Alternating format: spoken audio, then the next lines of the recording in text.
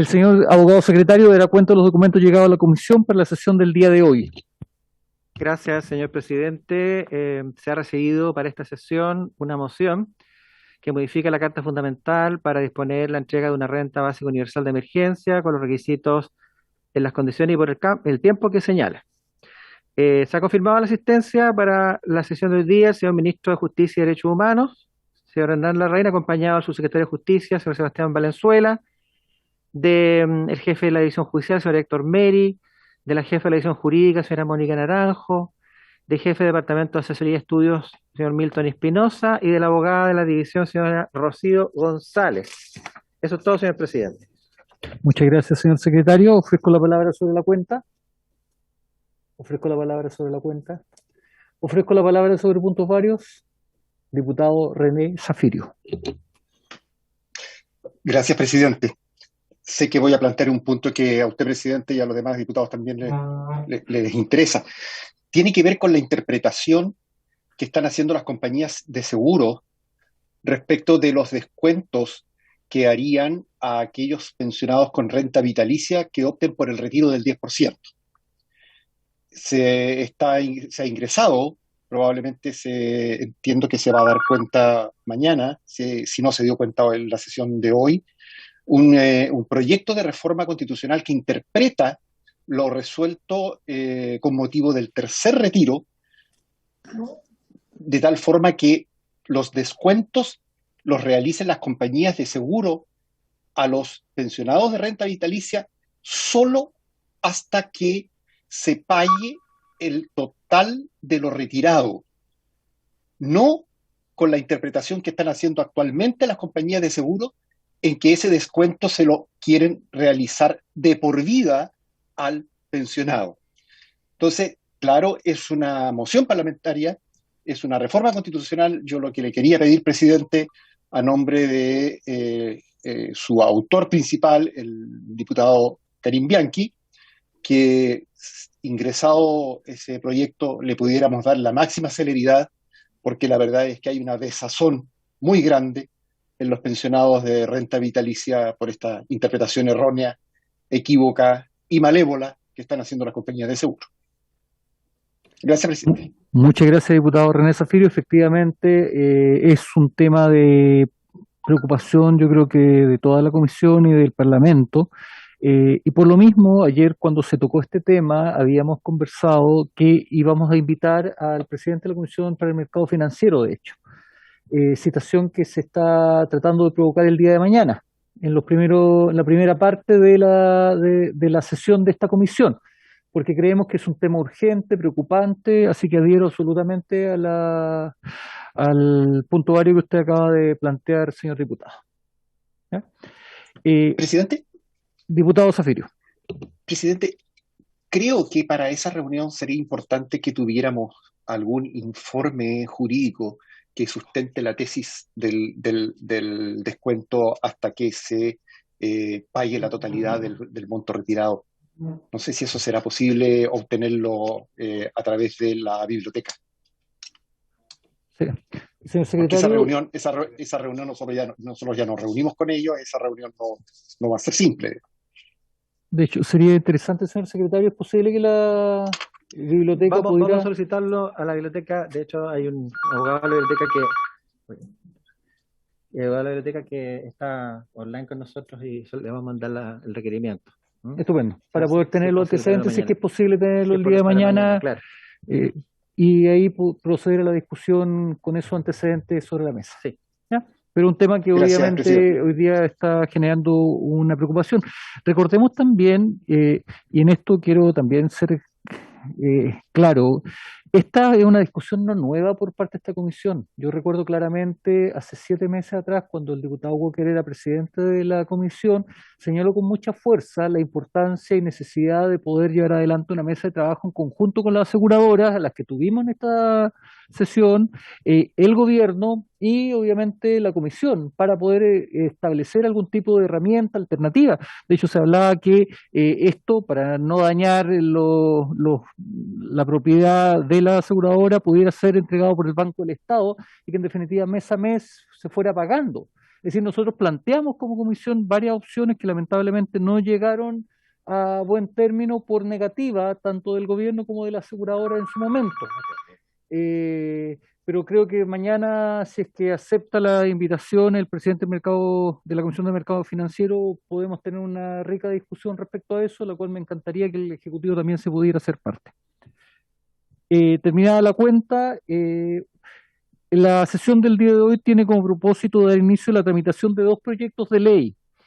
El proyecto de reforma constitucional iniciado un mensaje que modifica el sistema de nombramiento del Poder Judicial, boletín 14.192, con urgencia simple, y el proyecto de ley para modernizar el Consejo de Defensa del Estado. Ambos proyectos están a cargo del Ministro de Justicia y Derechos Humanos y la idea de poder establecer el cronograma de trabajo respecto a eso. Hoy día vamos a conocer la presentación de ambos proyectos por parte del Ministerio de Justicia. Vamos a establecer también la sesión de invitados para poder escuchar en ambos proyectos de ley y obviamente el plazo para poder, después de votado en general, poder presentar las respectivas indicaciones. Señor Ministro de Justicia, lo saludo primero a usted y a su equipo y le dejo la palabra. Muchas gracias, presidente. Junto con saludarlo, aprovecho también de saludar a quienes forman parte de esta comisión, diputados y diputadas que hoy día están asistiendo a esta reunión, también a miembros de la Secretaría de ella, y agradecerles porque la verdad es que los dos proyectos que están en la tabla de hoy son de la mayor prioridad e importancia en el ámbito de la modernización institucional, temas muy compartidos por lo demás transversalmente. Solo quiero, presidente, señalar que lamentablemente hoy día también hemos sido citados por la Sala del Senado para presentar la reforma procesal civil, lo que me va a obligar personalmente a retirarme para cumplir con esa misión. Y en consecuencia, respecto del primer punto de la tabla, que es el que vamos a pasar a exponer, de él me haré cargo yo, y quisiera pedirle, si lo tiene bien, que el segundo punto, el que dice la relación con el Consejo de Defensa, lo pueda presentar el subsecretario. Está aquí conmigo en atención a esta situación de paralelismo que existe en las citaciones, que lamentablemente nos ocurre a menudo porque funcionan simultáneamente, comisiones, salas, y tenemos que estar en todas partes. Señor Ministro, yo creo que no existiría problema. Le pregunto a la Comisión si es que no tiene problema que exponga primero el Ministro y luego el Subsecretario respecto al segundo proyecto. ¿No habría problema? Listo. Ya, señor Ministro. Muchas gracias, presidente. Entonces, pasamos a presentar esta reforma constitucional y proyecto de ley al mismo tiempo que modifica el sistema de nombramiento del Poder Judicial y que crea una Comisión Nacional de Nombramiento, modificando la actual forma de estos nombramientos al interior del Poder Judicial. Esta es una discusión que, como decía, viene dándose hace mucho tiempo. ¿Sí? ¿Nos caímos? No, está bien, Ministro. No. Está bien, Ministro. Sí, aquí se quedó la imagen. Pero bueno, si ustedes es que están compartiendo. Oyen, puedo seguir entonces exponiendo. Decía que aquí hay un tema de mucha discusión de larga data respecto de lo que es el buen mecanismo para nombrar jueces. Nosotros lo conversamos largamente con la propia Asociación de Magistrados, aparte de otros, y a mediados del 2018 decidimos finalmente constituir una mesa de trabajo que estuvo trabajando, que estuvo elaborando algunas ideas, algún diagnóstico, en que participaron junto con la Asociación Nacional de Magistrados, que estaba representado por Soledad Piñeiro y Mauricio Lave. También participaron Jaime Arellano, del CEJA, Lucas Sierra, del Centro de Estudios Públicos, Natalia González, de Libertad y Desarrollo, José Miguel Aldunate, del Observatorio Judicial, Carmen Domínguez, en representación del Colegio de Abogados, Cecilia Rosales, profesora de la Pontificia Universidad Católica, René Rivero, de la Facultad de Derecho de la Universidad de Chile, Francisco Zúñiga, del Instituto Igualdad, y participaron personas que representaron a este ministerio de diversas divisiones. Entre ellas participaron Mónica Naranjo, Sebastián Valenzuela, Héctor Meri, Milton Espinosa, Juan Pablo Olmedo, entre otros. De este debate surgió un diagnóstico que nosotros lo hemos recogido en esta brevísima presentación para los efectos de dar pie a una modificación que a continuación exponemos. En el diagnóstico, lo que se vislumbraba como la mayor insuficiencia del sistema actual es la falta de transparencia, la falta de darle la ponderación adecuada al mérito de quienes están postulando a un cargo determinado, y también la ausencia de garantías mínimas de objetividad y debido proceso en los nombramientos. Este conjunto de inquietudes se manifestaba además en que la regulación que hoy día existe para efectuar las designaciones judiciales se entendía como completamente inadecuada. Los nombramientos son definidos al final del día por el superior jerárquico, quien es el mismo que cuando revisa la sentencia de sus inferiores a través de los recursos, y el mismo que evalúa su desempeño, lo cual genera elementos impropios en una relación que en sí misma debería tener un solo carácter, que es el carácter jurisdiccional, y no estar relacionada ni conectada con el tema más bien de ascensos o de carácter, ¿cómo decirlo?, propia de gestión, propia de definiciones de carácter de poder, ¿no? Porque genera incentivos para que el ascenso al final dependa de la alineación que tenga el inferior jerárquico con el superior. Esa situación es también la que se considera como un desalineamiento de lo que es el rol más bien de carácter jurisdiccional que le corresponde a los tribunales y particularmente a los organismos superiores, Corte de Apelaciones y Corte Suprema, y por eso esta confusión con las designaciones de cargo implica una alteración de las relaciones más sanas, por así decirlo, más adecuadas que debería haber al interior del sistema. Eso fue lo que nos llevó a la conclusión de que este sistema efectivamente conducía a poner en riesgo la independencia judicial interna y a llevar a revisar los mecanismos que hoy día se utilizan por el Poder Judicial para la selección e integración de sus miembros. A partir de este diagnóstico se presentan dos proyectos simultáneamente, aunque se deben ver separadamente. Uno, el de la reforma constitucional, que modifica el sistema de nombramiento del Poder Judicial en ese ámbito, y luego un proyecto de ley que es el que crea el sistema de nombramiento del Poder Judicial y particularmente crea la Comisión Nacional de Nombramientos Judiciales y modifica adicionalmente al Código Orgánico de Tribunales y también en forma muy menor a la Ley 20.880 de probidad. Respecto del primero de estos textos jurídicos, de estas iniciativas de cambio, el de la reforma constitucional, esta tiene fundamentalmente tres objetivos. El primero es fortalecer la estructura judicial interna, asegurando que todos los nombramientos se realicen por concursos públicos y que se efectúen por un órgano colegiado autónomo. Este principio se instala en nuestra Constitución como principio rector. En esa misma línea se establece la prevalencia del mérito por sobre la antigüedad en la designación de los jueces y finalmente se garantiza un proceso de publicidad y transparencia en todo el proceso de nombramiento. Yendo más al detalle, sin todavía entrar muy detenidamente al detalle, en el contenido específico de esta reforma constitucional hay 6 aspectos que resaltar. El primero es la pérdida de atribuciones del presidente de la República, que se ejerce normalmente a través precisamente del ministro de Justicia y Derechos Humanos, en el nombramiento de jueces y ministros de la Corte de Apelación.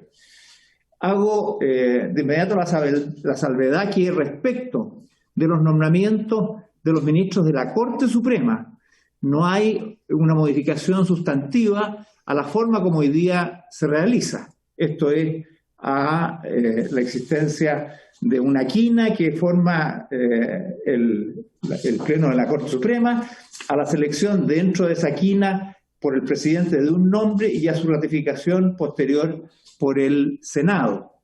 En lo estructural eso no cambia. Hay algunos detalles menores que ya vamos a mencionar que modifican, pero en lo sustantivo sigue esa estructura de estos 3 poderes sin modificación esencial.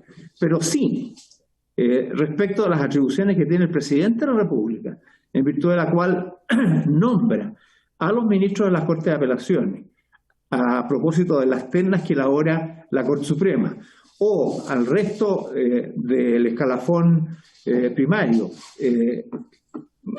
propuesto por ternas de la Corte de Apelaciones, esa atribución presidencial se termina. Creemos que es parte de los problemas que también pueden afectar la independencia del Poder Judicial. Enseguida, en la Constitución se establece un estándar común para la evaluación de los méritos en el nombramiento de los ministros que integren la Corte Suprema, que afecta tanto a los candidatos que son originados desde adentro del Poder Judicial, que son 16, y a los 5 abogados externos que pueden postular y ser designados en ese ámbito. Y las claves son precisamente asegurar los merecimientos de los candidatos en su designación y que estos se hagan por concurso público. De hecho, hoy día en la Constitución está establecido el concurso público, pero solo para los abogados externos. Para los abogados internos no existe tal obligación constitucional, aunque se ha ido haciendo una práctica en cómo opera la Corte en esta materia. En tercer lugar, se elimina de la quina que hoy día se arma por la Corte Suprema a un ministro por derecho propio. El ministro más antiguo de la Corte de Apelaciones conforma esta quina siempre. Nosotros creemos que el criterio de mérito es el que debe primar y no el de la antigüedad. En cuarto lugar, también se produce una pérdida de atribuciones de las Cortes de Apelaciones y de la Corte Suprema en la elaboración de ternas. Hoy día, como ya lo decía, la Corte Suprema elabora las ternas para que el presidente elija a los ministros de las Cortes de Apelaciones. Y las Cortes de Apelaciones hacen las ternas para que el presidente elija a los jueces que les corresponde nominar a las Cortes de Apelaciones. Este sistema es el que cambia en forma radical. Así como perdió atribuciones el presidente, también las pierde la Corte Suprema y la Corte de Apelaciones al establecer un sistema de nombramiento de ministros y fiscales de la Corte de Apelaciones, de jueces y los demás que disponga la ley a través de un organismo colegiado autónomo que va a ser integrado, ya me voy a referir a eso más adelante, por todos los poderes del Estado, cuya regulación queda entregada a una ley orgánica constitucional. Este es el corazón de la transformación que estamos propiciando. Enseguida, también se elimina en la Constitución una facultad que hoy día tienen las Cortes de Apelaciones para disponer traslados y para designar suplencias, consagrando al final los mecanismos para realizar esto a nivel legal y estableciendo que en ese ámbito solo se llegará a tales caminos por la vía del concurso. Siempre el camino para ser titular de un cargo judicial va a pasar previamente por el concurso. Y finalmente, señalamos que la vigencia de esta transformación a nivel de la reforma constitucional queda supeditada a la aprobación de la Ley Orgánica Constitucional, que es el otro cuerpo jurídico que a continuación pasamos a analizar, ya que la posibilidad de que funcione esta reforma constitucional está subordinada a que haya una ley orgánica que le dé expedición, que le dé la bajada a los cambios que se establecen en la Constitución una vez que estos sean aprobados. Enseguida está el proyecto de ley propiamente tal, que es una ley orgánica constitucional, que crea la Comisión Nacional de Nombramientos Judiciales y modifica el sistema de nombramientos en el Poder Judicial, que son modificaciones que agregan no solamente a este proyecto de ley, una ley autónoma, sino que también incorpora modificaciones al Código Orgánico de Tribunales y, como decía, a la ley de probidad. ¿Qué es lo que establece este mecanismo? En primer lugar, esta iniciativa de ley instala la regulación legal de los concursos. Se regulará en el Código Orgánico de Tribunales el proceso de selección en términos pormenorizados, sujeto a ciertos principios fundamentales que son la garantía de que se establecerán siempre concursos públicos, que serán transparentes, que serán basados en el mérito y estarán dotados de mecanismos de impugnación efectivos para poder reclamar de esta designación. Designaciones que serán siempre fundadas. En el caso de los ministros y fiscal de la Corte Suprema, como ya decía, no hay modificaciones centrales, salvo que serán exigibles para todos ellos los concursos públicos. Y las audiencias de los candidatos serán también públicas ante el Pleno. Se prohíben específicamente las audiencias privadas. Respecto del escalafón secundario, notarios, conservadores y otros, o del escalafón del personal de empleados, que es el escalafón tercero, todas estas designaciones sí quedan radicadas en el Poder Judicial de la forma como están hoy día, ya que se trata de cargos que no ejercen jurisdicción y por lo tanto no está el conflicto al que me refería anteriormente y su designación en consecuencia no compromete la independencia de los jueces. Y ahí serán las Cortes, serán según el nivel de la designación quienes tomarán la decisión. Podrá ser la Corte de Apelaciones o podrá ser el Comité de Jueces según el nivel de que se trate. Enseguida, respecto del escalafón primario, entre la segunda y la séptima categoría, vale decir excluyendo a los ministros y fiscal judicial de la Corte Suprema, el resto de los jueces en todos sus niveles de jerarquía serán designados por la Comisión Nacional de Nombramientos Judiciales, que es un organismo, como ya decíamos, dotado de autonomía legal y cuyo propósito es precisamente designar a ministros, jueces y otros funcionarios judiciales que determinen la ley, atendiendo fundamentalmente a su capacidad e idoneidad, el mérito como factor y criterio central en su designación. ¿Quiénes forman parte o cómo se integra esta Comisión Nacional de Nombramientos Judiciales? Está integrado por 5 personas que durarán 3 años en su cargo y serán susceptibles de renovación por otros 3 años más. Un miembro designado directamente por el Presidente de la República, que lo presidirá, 2 miembros designados por el Senado en concurso público y 2 miembros designados por la Corte Suprema, previo concurso público. Y también habrá un secretario ejecutivo, que por supuesto no tendrá derecho a voto en las decisiones, pero que será designado previo concurso público. Este es el organismo central que será el que conduce todo el proceso de nombramiento en los términos que más adelante se señala. Adicionalmente, a esta comisión se crea un consejo consultivo con el propósito de que la comisión y todo el proceso de nombramiento tenga y cuente con un órgano que sea asesor y consultivo de la comisión para todos los efectos de ir evaluando y haciendo el seguimiento de cómo este proceso está caminando y por lo tanto hacer sugerencias y propuestas de políticas públicas en este campo. Está integrado en nuestra proposición por 3 miembros designados por la Asociación Gremial de carácter nacional, que reúne el mayor número de integrantes del escalafón primario del Poder Judicial, enseguida por 3 miembros designados por el Consejo Directivo de la Academia Judicial, luego por un representante de las asociaciones gremiales de abogados existentes en el país de carácter regional y provincial, elegido por sus presidentes dentro de ellos, y un decano de Facultad de Derecho elegido por la mayoría absoluta de los decanos de la Facultad de Derecho que estén acreditadas por un mínimo de 5 años.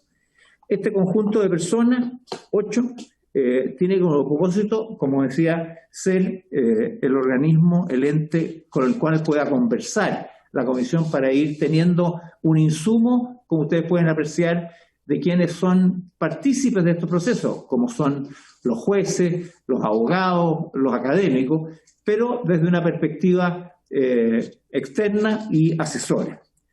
Y por otra parte, la Corporación Administrativa del Poder Judicial, la famosa KPJ, se convierte en el órgano básico de apoyo, de sustento en la gestión administrativa y en todos los procedimientos que supone el desarrollo de los concursos y las posibilidades de efectuar los nombramientos por parte de la Comisión, a partir de su estructura actual, que es una estructura que ha ido acreditándose en la gestión del Poder Judicial y que significó en su momento un cambio muy cualitativo para el Poder Judicial y que ha ido fortaleciendo su autonomía. Respecto de los miembros de la Comisión, se establecen en nuestra iniciativa de ley incompatibilidades y prohibiciones para ser miembro de ella. Así, por ejemplo, no podrán ser designados como miembros de la comisión quienes se hayan desempeñado en una serie de cargos públicos que están definidos en el artículo 9, como por ejemplo no haber podido tener cargos de elección popular con un año de anticipación, altos funcionarios de la administración, integrantes del propio Poder Judicial, entre otros, quienes hayan actuado como mandatarios en juicio de cualquier naturaleza durante los 6 meses anteriores y quienes tengan participación o realicen actividades de administración o supervisión en una sociedad que preste servicios jurídicos. Luego, quienes sean miembros de la comisión no podrán ejercer funciones de consejero, asesor o director de sociedades anónimas abiertas o especiales y de empresas y sociedades que presten servicios jurídicos. Actuar, ya sea por sí o por interpósita persona, sea natural o jurídica, como mandatario en juicios de cualquier naturaleza, o actuar como procurador o agente en gestiones particulares de carácter administrativo, o también le estará prohibido aceptar y desempeñarse como árbitros o tomar parte en mediaciones. Y finalmente, también durante el curso de un año con posterioridad al cese del cargo de integrante de esta comisión, no podrán postular, ni podrán ser designados en cargos del Poder Judicial, ni como abogado integrante de la Corte de Apelaciones o de la Corte Suprema.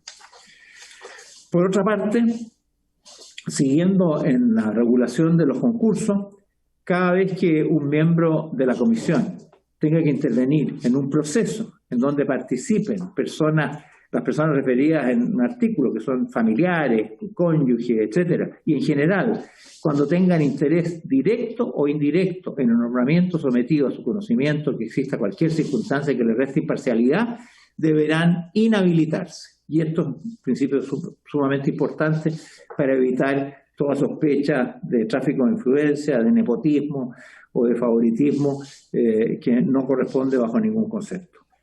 Y también se establece un procedimiento de remoción y causales específicas, ¿no?, a solicitud del Presidente de la República o de la mayoría absoluta de los senadores en ejercicio, y de este camino se pronuncia y resuelve la Corte Suprema, un poco siguiendo el modelo de modificación y remoción del fiscal nacional. Enseguida, ¿cómo opera el sistema?, ¿no? ¿Cómo va a funcionar en la práctica el mecanismo? Y fundamentalmente son dos los actores centrales: la comisión, por una parte, y el otro, el administrador, el implementador, la KPJ, la Corporación Administrativa del Poder Judicial. ¿Cómo opera y cómo está diseñado el sistema? La comisión lo que hace es aprobar anualmente los perfiles que va a corresponder a cada tipo de cargo, a juez de garantía, juez de familia, etcétera, etcétera. Luego regula los procesos de elección y aprueba las bases de los concursos públicos, resuelve todas las impugnaciones que se vayan produciendo durante el proceso de concurso y regula en lo sustantivo los aspectos fundamentales a incluir en la base de los concursos. Con esos antecedentes, la KPJ elabora las bases del concurso específico conforme a los lineamientos dados por la comisión. Hace el llamado al concurso, recibe los antecedentes y ejecuta el concurso conforme a las normas del COT y hace al mismo tiempo una evaluación de las postulaciones. Terminado el concurso, envía los antecedentes a la comisión.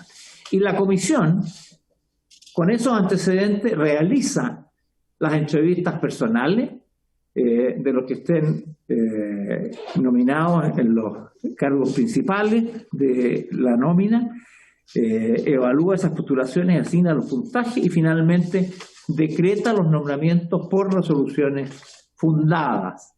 Y esto es muy importante para evitar que las designaciones sean meramente discrecionales, ¿no? Este es un concepto muy importante que hemos incorporado. Respecto de las suplencias y de los interinatos, se consagran aquí procedimientos simplificados para efectuarla a partir de una nómina anual que se creará por parte de esta comisión, que será conformada luego de un concurso abierto al cual postularán todos los interesados. Esta nómina anual definirá, incluso por jurisdicción, quiénes podrán ser nominados en caso de que se produzcan vacantes. Se distinguen dos tipos de situaciones. Cuando las vacantes sean entre 60 y 120 días, la designación la efectuará la Comisión Nacional, incluyendo a alguno de los candidatos que fue incorporado en la nómina a que hacía referencia. Si son menos de 60 días, será la Corte Suprema o la Corte de Apelaciones respectiva, según el caso, en base a la nómina anual antes mencionada. El procedimiento, entonces, para los casos de nombramiento suplente o interino por un plazo de 60 días, se hace siguiendo ese concurso para integrar la nómina de los candidatos habilitados por un periodo indicado. Se llama concurso, se reciben los antecedentes, se ve la admisibilidad y una vez hecho se envían los antecedentes a la comisión que elabora la nómina de los candidatos habilitados y convoca a candidatos en caso de producirse la vacante para que estos postulen y definan su interés y realizará el nombramiento entre quienes hubieran manifestado interés previo acuerdo fundado. Y en el caso de los otros nombramientos, los de plazo inferior a 60 días, se realiza directamente por la Corte Suprema o por la Corte de Apelaciones respectiva sobre la base de la nómina que se ha hecho antes mencionada, sin necesidad de hacer una publicación y si no existen preferentemente integrantes de la nómina que correspondan al territorio jurisdiccional, podrá nombrarse personas de una jurisdicción distinta. Finalmente, esta iniciativa de ley contiene normas que regulan tres aspectos que nos parecen a nosotros especialmente importantes desde el punto de vista de la transparencia y de la probidad y de la capacidad de fiscalización. Lo primero es la obligación de tener una agenda pública.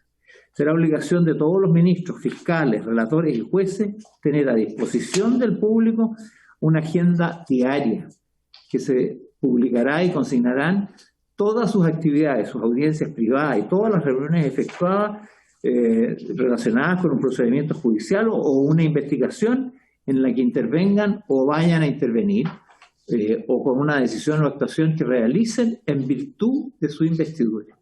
Y esto es clave para terminar con todos los alegatos de pasillo, como se conocen en la jerga legal, y la Corte Suprema o la Corte de Apelaciones, según corresponda, podrá aplicar sanciones en el evento de incumplimiento de esta obligación.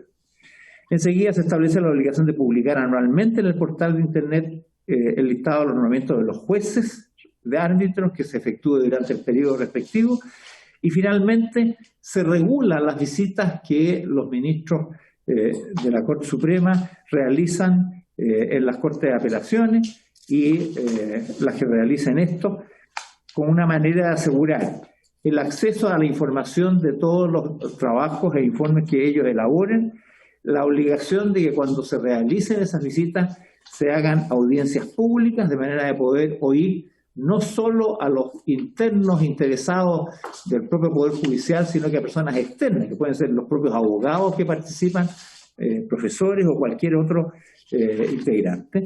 Y finalmente se da facultades especiales a los fiscales judiciales para asegurar el cumplimiento de estas normas, de manera de poder asegurar que las visitas sean un organismo de fiscalización eficaz, público y transparente. Estos son, estimados diputados y diputadas, los elementos centrales de este proyecto de nombramiento de jueces, que incide, por una parte, en el ámbito constitucional a través de una reforma de ciertos principios fundamentales, y luego se da a través de una iniciativa de ley, una ley orgánica, que crea este elemento que para nosotros es central en el nombramiento de los jueces, una comisión nacional autónoma. Respecto de esto, ha habido mucha discusión en la literatura, muchas experiencias en distintos ámbitos. En esta mesa de trabajo a la que hacía referencia, se discutieron distintas alternativas y no hubo consenso en una fórmula única, pero hubo bastante análisis y yo diría también cuestionamiento del modelo que se ha seguido en otros países a través de la creación de consejos de la justicia, consejos de magistrados, porque finalmente no han tenido el éxito que se suponía iban a tener en su minuto. Y por eso no seguimos ese camino, ni tampoco seguimos el actual, que, como hemos dicho, le otorga demasiada discrecionalidad al Ejecutivo y le otorga estructuras de poder a los ministros de Corte de Apelaciones y de Corte Suprema, alejándolos de su función estrictamente jurisdiccional, que es la que queremos rescatar. Queremos que los jueces se dediquen a ser jueces, y particularmente los ministros de las Cortes de Apelaciones y Suprema, porque en ellos al final descansa el cierre de los procesos y tienen la última palabra a través del sistema de recursos. En ese sentido, esta comisión autónoma, fuerte, con un consejo asesor que le vaya ayudando y que represente un poco a los demás intervinientes del Poder Judicial, pueda tener una oportunidad para estar formulando los nombramientos en forma autónoma con los principios a que hemos hecho referencia. Principios de transparencia, objetividad, fundados en el mérito, siempre por la vía del concurso y con resoluciones que sean fundadas, de manera de asegurar que los nombramientos tengan justificación objetiva y que puedan ser así conocidos públicamente. Creemos que es un sistema que ayuda a avanzar en lo que es la independencia judicial y da más garantías, ciertamente, de la forma como se han designado tradicionalmente los jueces en Chile desde hace mucho tiempo. Muchas gracias, señor presidente. Gracias, diputadas y diputados, por su tiempo. Muchas gracias, señor ministro. Yo creo que todos vamos a estar contestes en el sentido de que es necesario modernizar el sistema de nombramiento de los jueces de la República. Claramente el actual sistema es un sistema arcaico, con muchos vicios de los cuales usted se ha hecho cargo, y creo que por lo menos desde la comisión vamos a darle una pronta tramitación a un proyecto de ley que me parece esencial para el desarrollo del Poder Judicial. Me ha pedido la palabra el diputado Matías Walker. Muchas gracias, presidente. Saludar al ministro de Justicia, al subsecretario, a todo su equipo, valorar la presentación de este proyecto. Sin duda que todos compartimos el anhelo a través de esta reforma constitucional que modifica el sistema de nombramientos en el Poder Judicial, de tener un sistema de nombramientos que sea mucho más transparente, que vele por la excelencia, por el mérito. Una sola pregunta, porque veo respecto de los antecedentes de envío del proyecto, y tal como lo ha señalado el ministro y también está en el articulado, que finalmente va a haber un proyecto de ley que va a modificar el Código Orgánico de Tribunales. Dice el mensaje: se ingresará un proyecto de ley que modifica el Código Orgánico de Tribunales para hacer aplicable estos principios al nuevo proceso de nombramiento y que crea a su vez una Comisión Nacional de Nombramientos Judiciales, que va a ser autónomo, lo que me parece muy bien. Entonces estaba viendo la disposición 50ª transitoria que se propone y señala el proyecto las reformas introducidas a los artículos 32, número 12, 78 y 80 comenzarán a regir al momento de entrar en vigencia la ley orgánica constitucional que regule el sistema de nombramientos judiciales y la composición, organización, funcionamiento y demás atribuciones del organismo colegiado que alude el nuevo inciso sexto artículo 78, lo cual me parece muy bien, que entren en vigencia conjuntamente la reforma constitucional con esta ley orgánica constitucional que crea el nuevo órgano.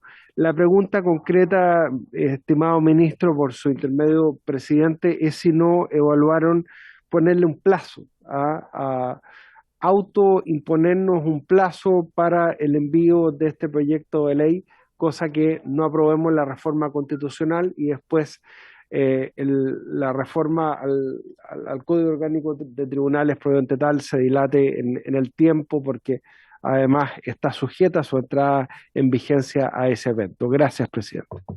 Muchas gracias, diputado Matías Walker. Ofrezco la palabra a los señores y señoras diputados si quieren hacer alguna consulta respecto a este proyecto. Señor ministro. Presidente, agradezco la palabra del diputado Matías Walker, porque, como también usted lo decía, presidente, ciertamente estamos frente a una necesidad nacional de tener un sistema que nos garantice debidamente el nombramiento de nuestros jueces para asegurar así la mayor independencia judicial de los mismos. Es lo que hemos podido recoger de los propios jueces y por eso el trabajo que hemos realizado.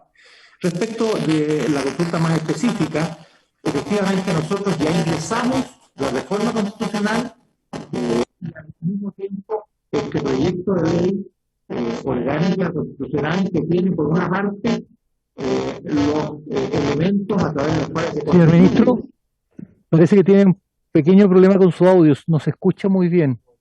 Está como acoplado, efectivamente. Vamos a ver si podemos... Tiene un chicharreo de fondo.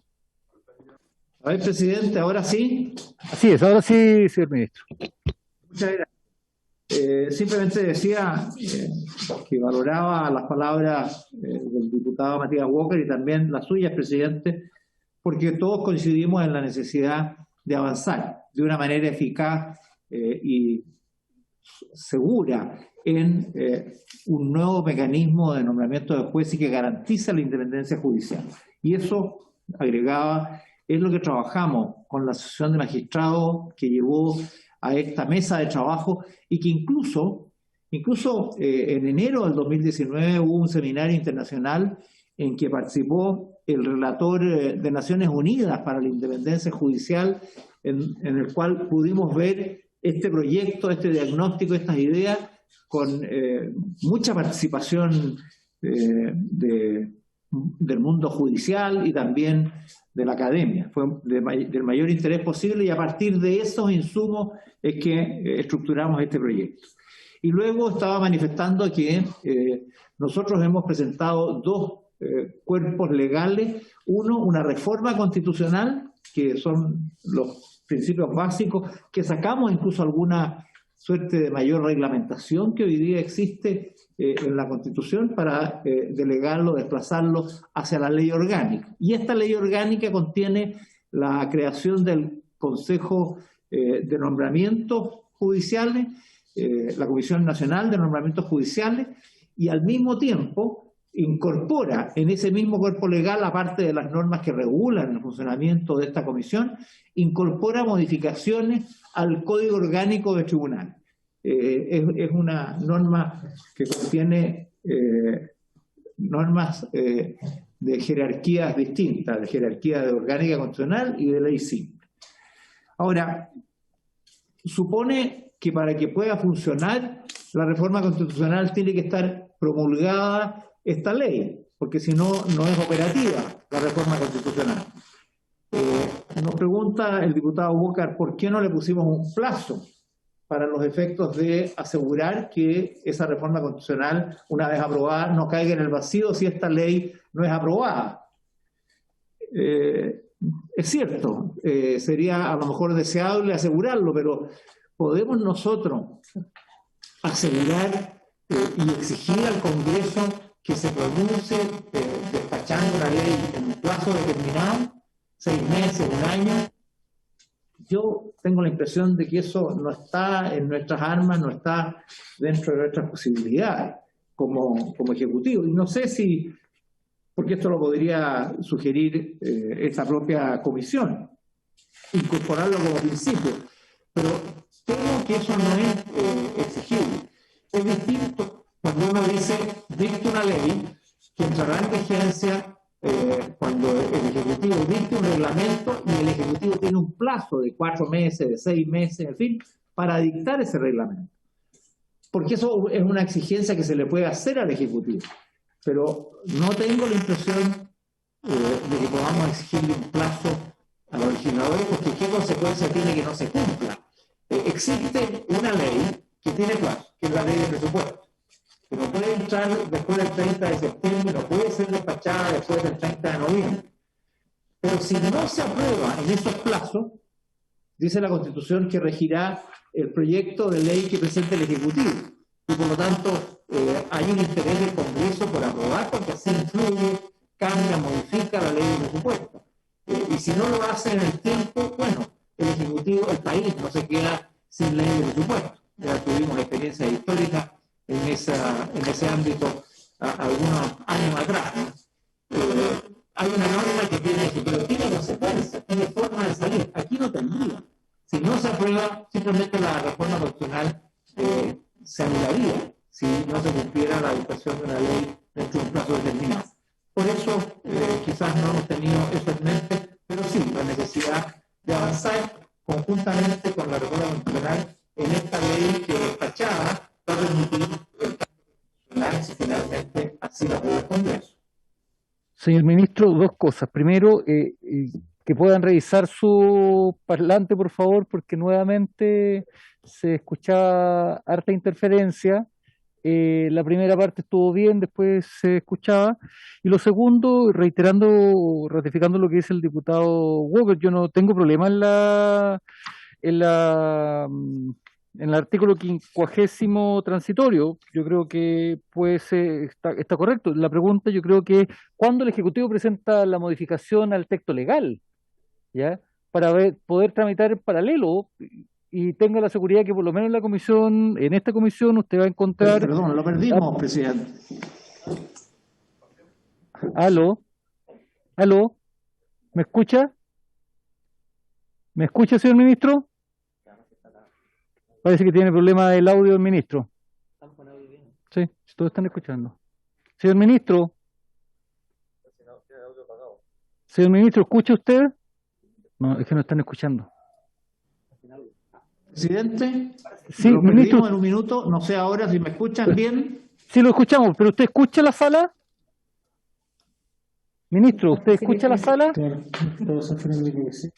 en la sala no parece. Margarita, ¿podría revisar? En la sala no escucha nada. Porque parece que no escucha el ministro. Ahora lo escucho, ahora sí. Ya, ministro, lo que le decía y reiterar la pregunta que hace el diputado Walker en orden a ¿cuándo presentaría el Ejecutivo el mensaje que va a modificar la ley orgánica?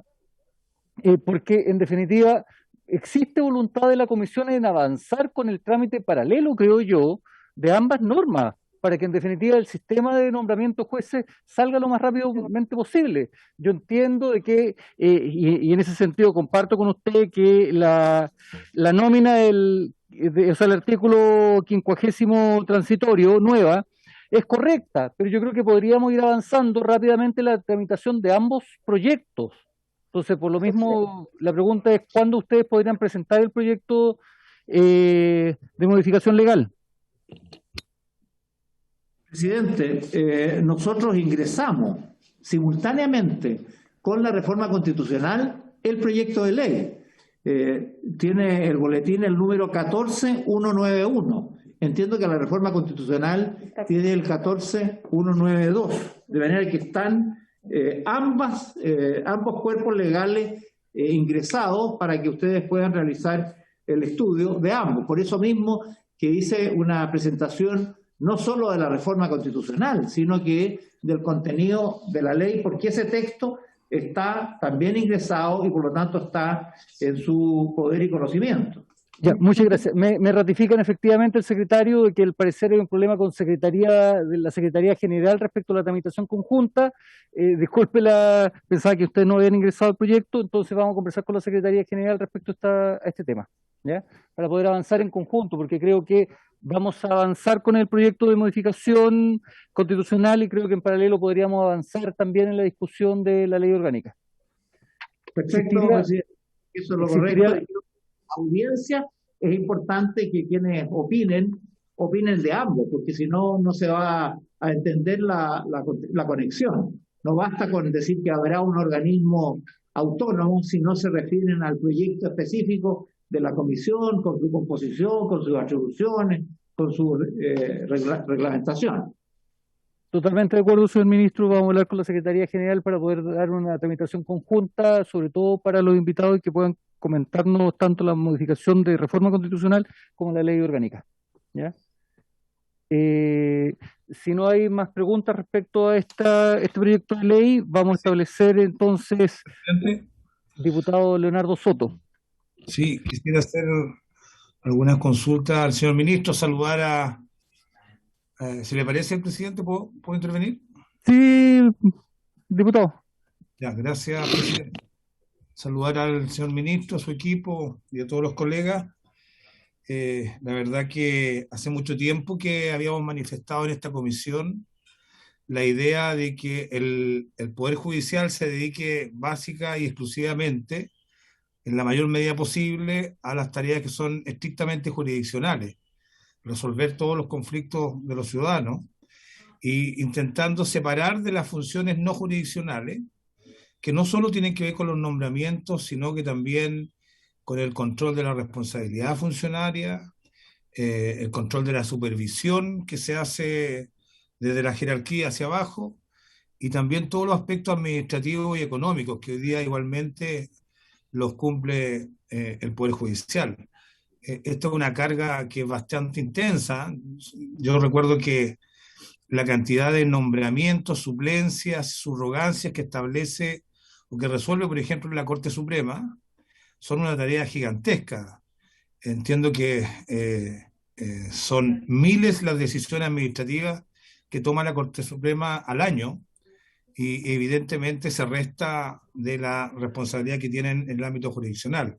Así que en general yo veo con bastante positivo que al menos se separe el sistema de nombramiento. Pero me surgen algunas dudas, señor ministro, por su intermedio. Aquí se establece la creación de una comisión de nombramientos que se va a hacer cargo de esta tarea, una Comisión Nacional de Nombramientos Judiciales, que va a interactuar con la Corporación Administrativa del Poder Judicial para el establecimiento de los concursos. Y quisiera saber, ahí está la primera pregunta, si va a haber alguna modificación a la estructura directiva de la Corporación Administrativa del Poder Judicial. Si son los dos los órganos que intervienen, uno más ejecutivo, otro convocando los concursos, otro estableciendo las bases. Lo lógico es que la modificación se haga a todo el sistema, no solo la creación de esta comisión de nombramiento, sino que también la Corporación Administrativa del Poder Judicial, que son los que van a llevar básicamente estas postulaciones. Segundo, si se contempla la modificación o alguna alteración en el sistema de evaluación de los jueces, porque en la carrera judicial, para que un juez o algún funcionario de todos los escalafones ascienda a un nivel superior, requiere tener buenos antecedentes, y esos buenos antecedentes van a seguir siendo de decisión de la estructura del Poder Judicial, de los jefes superiores directos en cada uno de los tribunales y cortes. En consecuencia, la influencia para saber quiénes pueden ser proyectables en ascenso, va a seguir dependiendo en gran medida de los jueces. Y tercero, en los mecanismos de reclamación o de impugnación de las decisiones que aquí se tomen.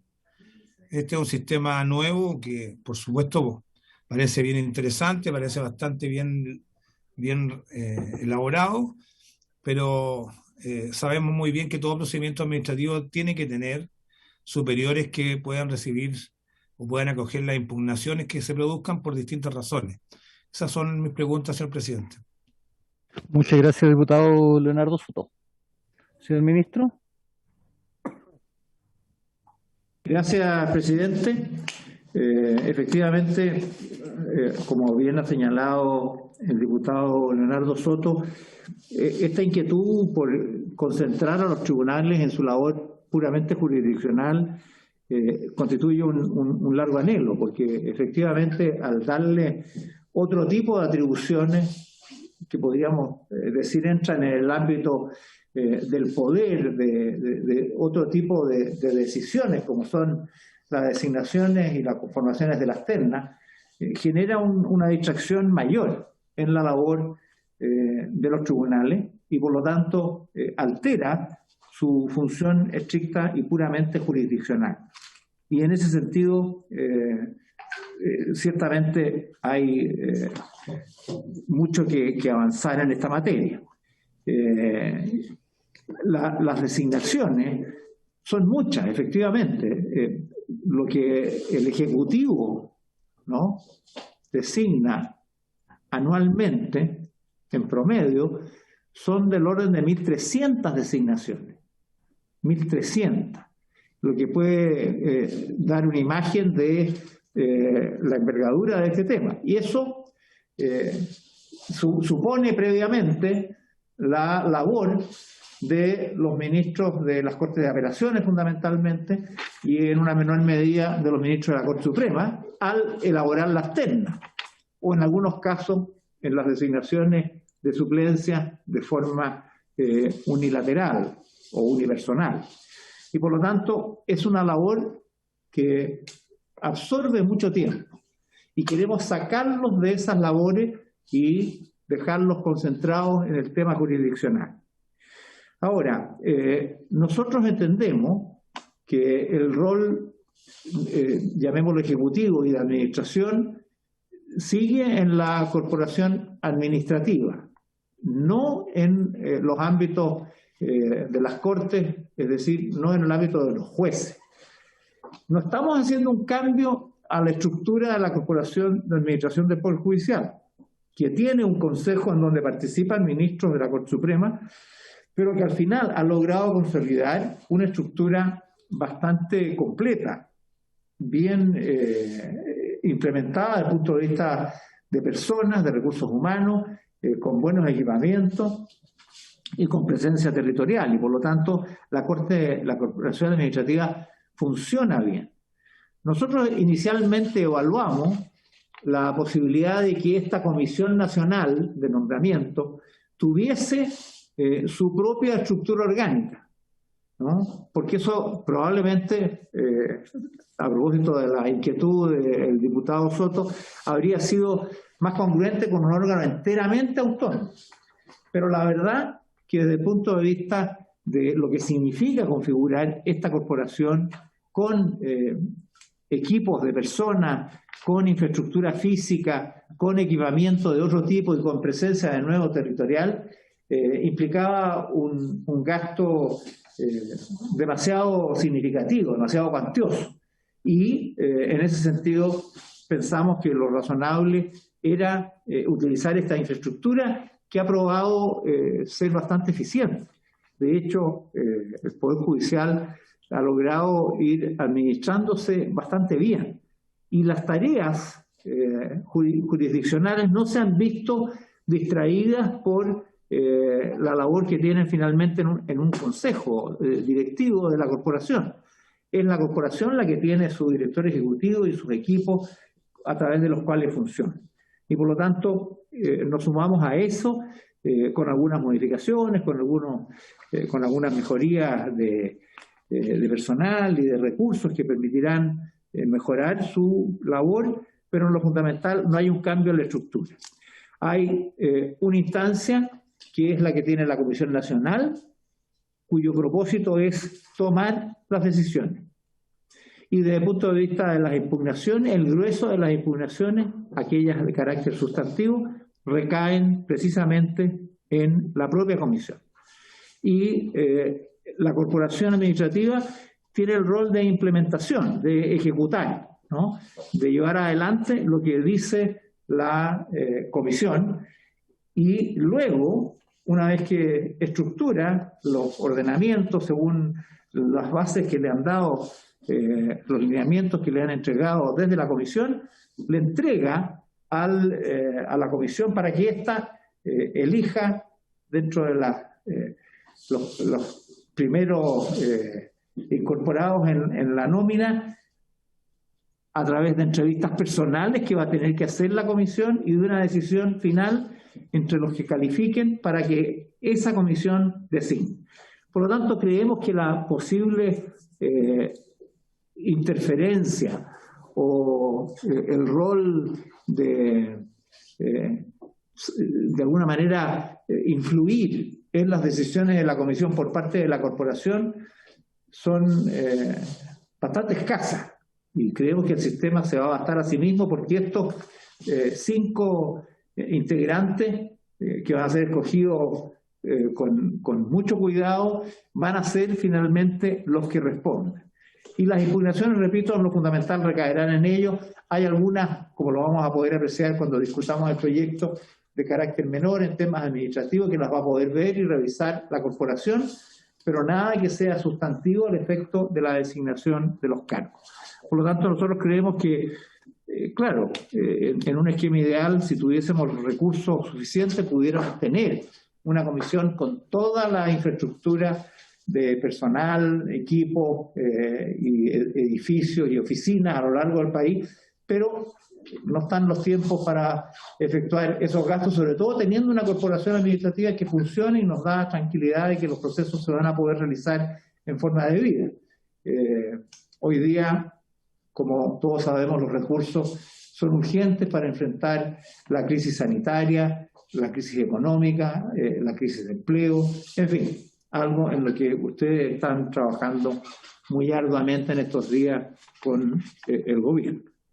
Eso es lo que yo diría respecto a la inquietud que ha presentado el diputado Leonardo Soto. Muchas gracias, señor ministro.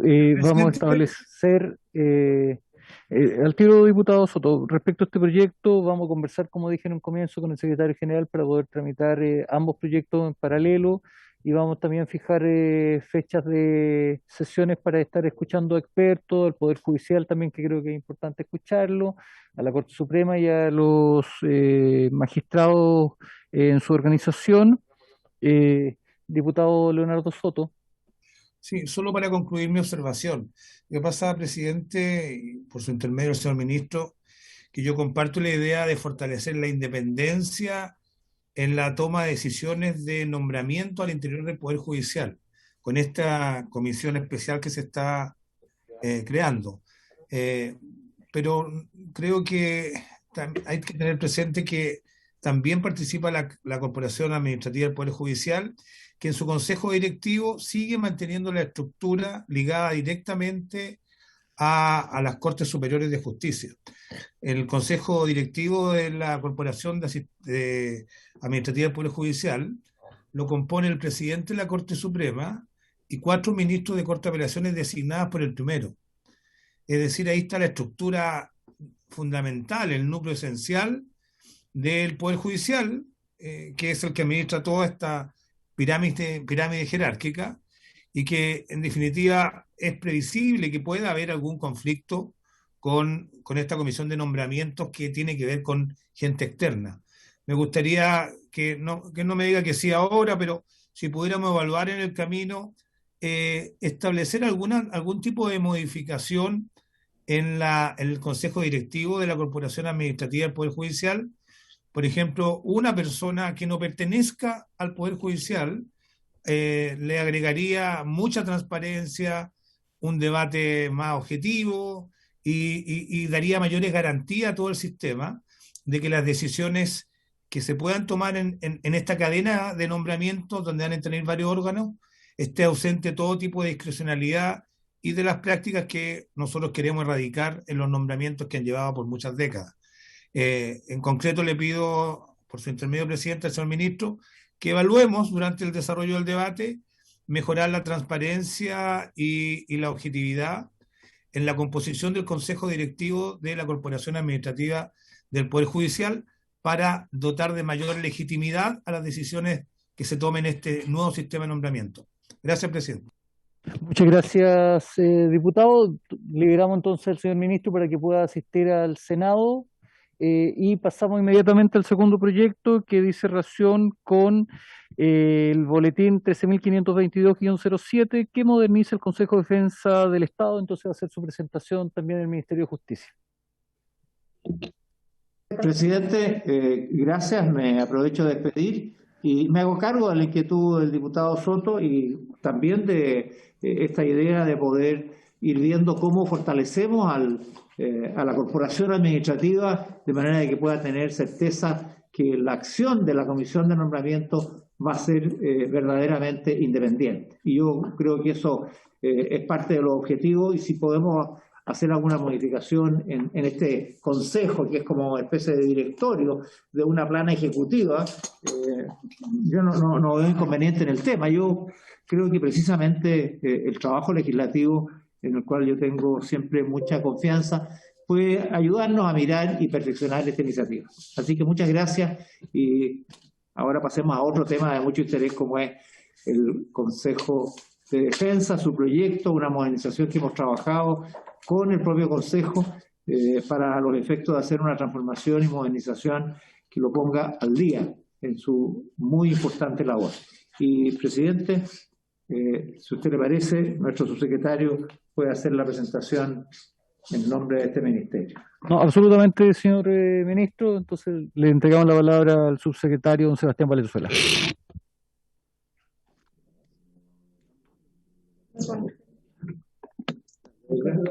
Y antes de darle la palabra, también saludar a don Juan Peribonio, presidente del Consejo de Defensa del Estado, que también está atento escuchando la presentación. Y nos va a acompañar, creo, en las sesiones siguientes cuando estemos discutiendo este tema. Señor subsecretario, tiene usted la palabra. Muchas gracias, presidente. Por su intermedio también saludar a todas y a todos los miembros de la comisión y también al presidente del Consejo de Defensa del Estado que nos acompaña el día de hoy. Y tal como fue señalado por el señor ministro de Justicia y Derechos Humanos, la verdad es que este proyecto forma parte de la agenda de modernización institucional que hemos impulsado y que en parte ya también la comisión ha tenido la oportunidad de conocer en otros proyectos de ley, ha podido conocer respecto de la presentación y formulación del nuevo servicio de reinserción social juvenil, está conociendo actualmente el proyecto de ley que crea el servicio de acceso a la justicia y defensoría de víctimas y tal como acaba de ser expuesto también en esta sesión sobre el sistema de nombramiento de jueces. Lo cierto es que este proyecto ha sido trabajado durante largo tiempo desde los equipos técnicos del Ministerio de Justicia y la Subsecretaría y también precisamente con el propio Consejo de Defensa del Estado, en su minuto con la expresidenta doña María Eugenia Manot y con el actual presidente don Juan Antonio Peribonio y con distintos consejeros y equipos de trabajo, toda vez que requiere urgentemente una actualización de cuál es su normativa aplicable. Los orígenes de la ley que lo regulan son de 1979 y posteriormente fue, a través de un decreto con fuerza de ley, reestructurada su organización a través de la ley orgánica, pero la verdad es que claramente, y voy a comentar ahí a lo largo de la presentación, hay normas que han caído derechamente en desuso y hay normas que claramente, en virtud de la probidad y de la importancia que tiene el Consejo de Defensa del Estado, son importantes de incorporar. Si le parece, presidente, tenemos una presentación para explicar en un resumen inicial cuál es el contenido del proyecto, los objetivos, obviamente, para después, obviamente, quedar a disposición de la comisión. Haga la presentación nomás, señor subsecretario. Gracias, presidente. Bien, bueno, dentro de la presentación vamos a referirnos a los antecedentes y objetivos del proyecto y posteriormente vamos a abordar ya más en detalle el contenido propiamente tal de este proyecto, presidente. La siguiente. La siguiente. Bien. Respecto a los antecedentes y objetivos del proyecto, la verdad es que en un diagnóstico que se ha ido construyendo a lo largo de este trabajo prelegislativo, desde luego, la importancia que tiene la función pública que está mandatado a cumplir el Consejo a través de su actual estructura, obviamente lleva a la necesaria revisión, en primer lugar, de cuál es el sistema de nombramiento de los consejeros. Actualmente, desde los orígenes de su ley, establece un sistema de nombramiento discrecional, sin adherir desde el punto de vista de la normativa a los requisitos de idoneidad para el ejercicio del cargo a través de justamente este gobierno corporativo que tiene la institución, que es precisamente los abogados consejeros. En segundo lugar, aparece a la luz de los estándares hoy en día que rigen la función pública absolutamente injustificada la regla de inamovilidad de los consejeros. No se establece un sistema de remoción vinculado a causales que puedan afectar justamente la probidad, la ausencia de conflicto de interés, y tampoco un procedimiento claro justamente cómo hacer valer estas causales. En relación con lo anterior, hay una insuficiencia en la regulación de los conflictos de interés de los consejeros, quienes son precisamente los que toman las decisiones principalmente en esta institución, y por lo tanto tampoco se contemplan los mecanismos necesarios que aseguren la probidad para la toma de decisiones. Y finalmente, claramente, como anticipaba, hay normas actualmente en desuso, y la estructura orgánica que está contemplada en su ley, de hecho, no es coherente hoy día con la realidad como tiene que operar el Consejo, y que esto fue manifestado ampliamente durante todo el trabajo prelegislativo. Ahora, dicho eso, respecto de los objetivos que se plantean con este proyecto, básicamente son tres grandes objetivos. El detalle del proyecto es bastante más amplio, pero si uno tuviese que resumirlo, en primer lugar, apunta a establecer un verdadero estatuto que debe regir a los abogados consejeros. Esto tiene que ver, desde luego, desde su sistema de nombramiento, cuáles son los requisitos que debe contemplar un consejero, también obviamente lo que mencionaba, a causales y procedimientos de remoción, un máximo de duración en el cargo que elimine la inamovilidad que hoy día actualmente es aplicable, y lo más importante, establecer estándares de probidad en el ejercicio de sus funciones. Un segundo aspecto básicamente lleva a modernizar las funciones del Consejo. Hay nuevos deberes y atribuciones que se tienen que otorgar al presidente del Consejo de Defensa del Estado como jefe de servicio, atribuciones también al propio Consejo como órgano decisorio, e incluso también lo vamos a ver para los abogados procuradores fiscales que representan al Consejo en cada una de las regiones. Y un tercer objetivo es justamente adecuar la nueva estructura orgánica del Consejo. Se crean nuevos cargos directivos que vamos a explicar, se eliminan alusión a ciertos departamentos que hoy día ya han caído en desuso, y también se otorga la facultad al presidente del Consejo para disponer internamente de la reestructuración interna. Voy a explicar a través de estos 7 puntos, presidente, en que se divide el contenido del proyecto, principiando con cuáles son las nuevas funciones, algunas que son completamente nuevas y otras que se adecúan a la experiencia actual. En primer lugar, el proyecto, presidente, establece una nueva función, hoy día no reconocida directamente en la propia ley orgánica, cuál es la colaboración en la defensa internacional de los intereses del Estado cuando el presidente de la República así lo solicita. Esto forma parte del diagnóstico, donde había una creciente judicialización de las relaciones internacionales en distintos ámbitos, y esto también, obviamente, porque muchas veces parte de esa judicialización tiene directo impacto, por ejemplo, en materia de intereses patrimoniales para el Estado. El Consejo de Defensa ha demostrado también tener una amplia capacidad y experiencia en materia de litigiosidad, que es donde obviamente se discute en estos ámbitos, y hay experiencias exitosas en el último tiempo ya donde ha participado el Consejo, como por ejemplo en el Consejo Consultivo para la defensa de los intereses ante la Corte Internacional de Justicia, donde participó efectivamente el Consejo de Defensa del Estado, y además se le reconoce expresamente en la reciente modificación que hubo al Ministerio de Relaciones Exteriores también la posibilidad de participar a través de informes previos que se le soliciten. Por lo tanto, aquí solamente se está reconociendo algo que ya ocurre, que es efectivamente la injerencia que pueda tener el Consejo de Defensa en la defensa internacional, y no solamente en el interior de nuestro país, en los intereses del Estado.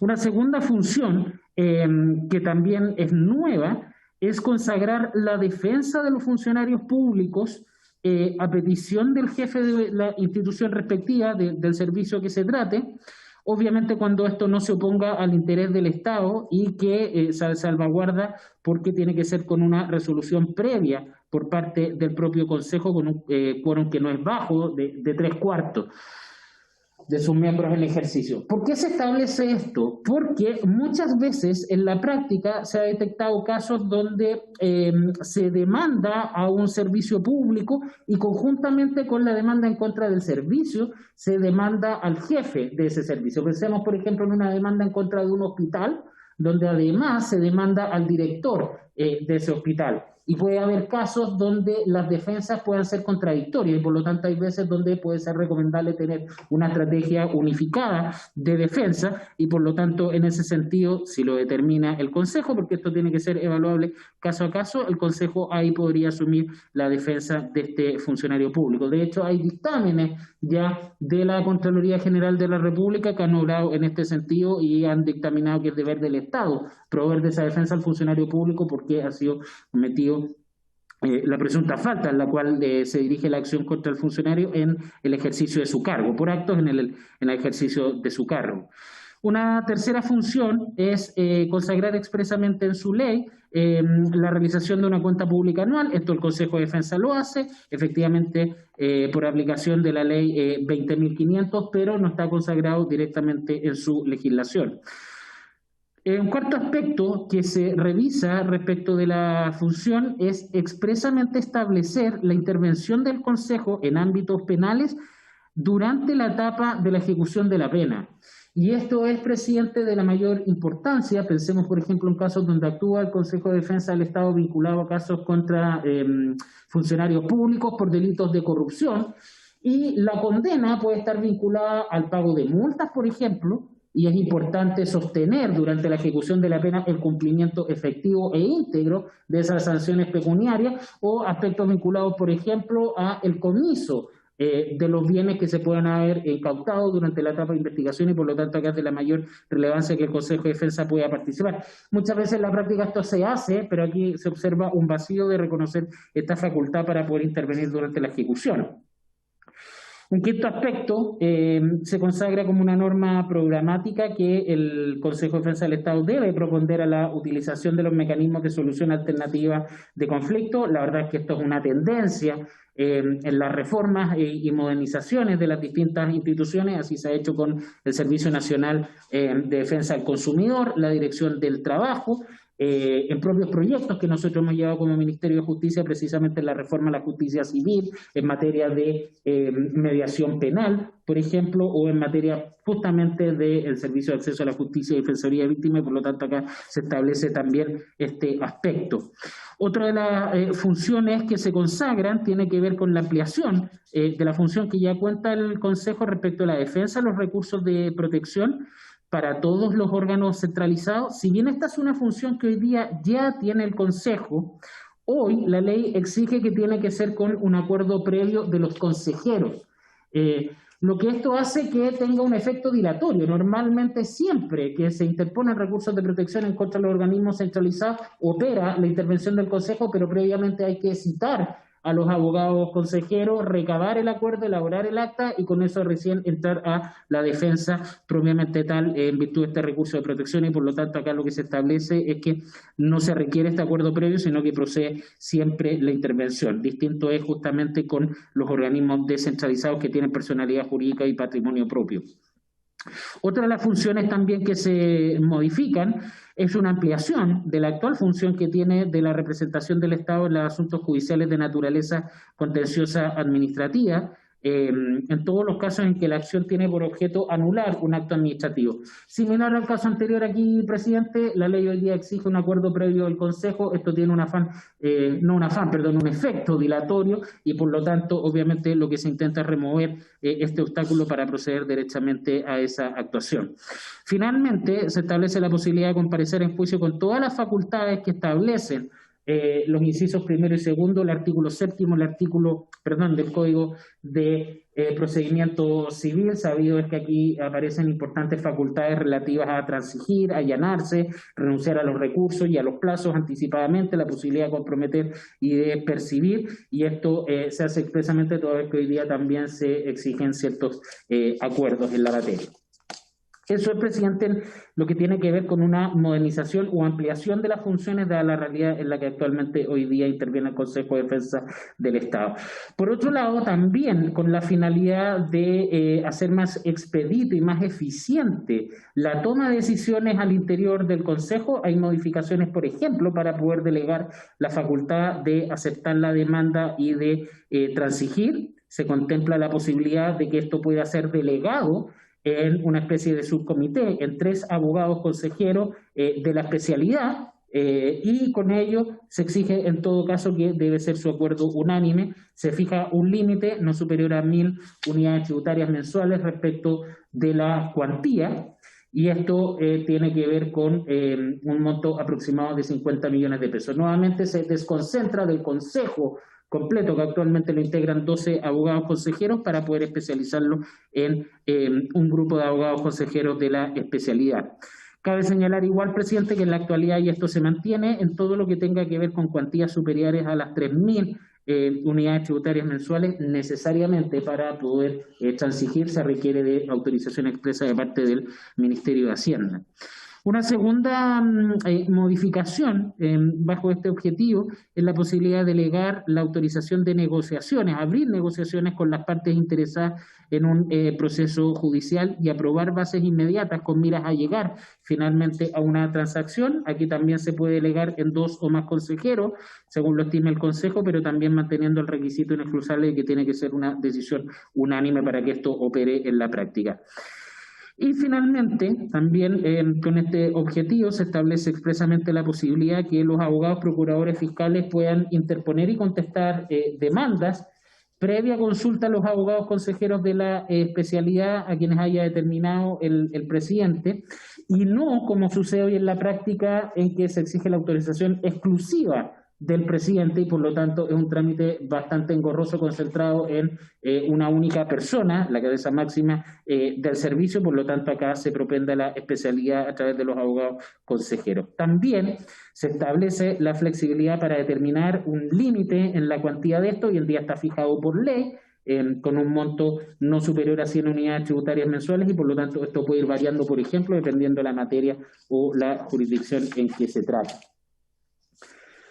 Ahora, en relación con la figura propiamente tal del presidente del Consejo, también se revisan las funciones, algunas en consecuencia de las modificaciones que se establecen al Consejo propiamente tal, al cuerpo colegiado de los 12 abogados consejeros.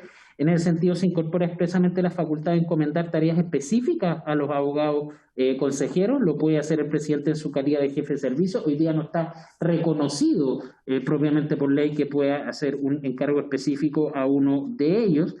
Se incorpora también, en conjunto con todo lo que hemos visto anteriormente, poder determinar las materias de especialidad que van a ser vistos por cada abogado consejero. Recordemos que en la práctica, ya esto se formaliza con el proyecto, establece el funcionamiento de comités formado por triadas, en 4 comités en materia civil, en materia penal, en materia laboral y en materia contenciosa administrativa. Y por lo tanto esto es lo que se formaliza para poder dotar de esta organización para el funcionamiento del Consejo. También se establece la posibilidad que el presidente, pero con acuerdo del Consejo, pueda determinar la organización interna del servicio. Hoy día está fijado por ley, ha demostrado precisamente que esta normativa ha quedado en desuso y por lo tanto para dar una adecuada flexibilidad al funcionamiento del Consejo pueda determinar esta organización interna, pero no de manera discrecional ni unilateral del presidente, sino con acuerdo precisamente de los abogados consejeros. También se establece en consonancia con la nueva función que se había mencionado, que el presidente puede citar una sesión especial una vez recibido el encargo del presidente de la República para colaborar en la defensa internacional de los intereses del Estado. Y se establece una facultad que es designar a un director ejecutivo, que es un cargo, presidente, que hoy día no existe en el Consejo, es parte de las innovaciones que hace el proyecto de ley dentro de la estructura orgánica.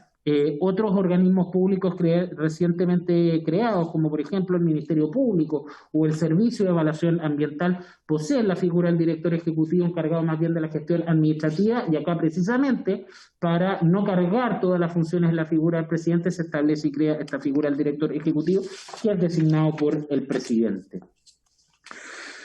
Un cuarto aspecto del proyecto que mencionaba al inicio, que es de la mayor importancia, tiene que ver con la creación de un estatuto para los abogados consejeros y también para los abogados procuradores fiscales.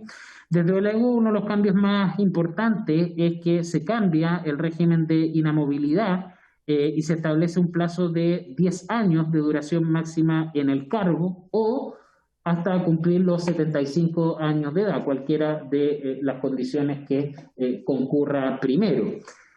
Más importante que aquello, se establece un sistema de selección que hoy día no se encuentra regulado. El sistema de selección, en términos sencillos, para explicarlo, establece que en primer lugar se elabora un perfil profesional que es elaborado por el propio Consejo. Esto es de la mayor importancia también, presidente, porque puede ocurrir, por ejemplo, que el nuevo consejero que se requiera pueda tener una especialidad, por ejemplo, en materia contenciosa administrativa o, por ejemplo, en materia penal. Y por lo tanto el perfil es distinto a si tuviese que nombrarse un abogado consejero para integrar el comité en materia civil o laboral.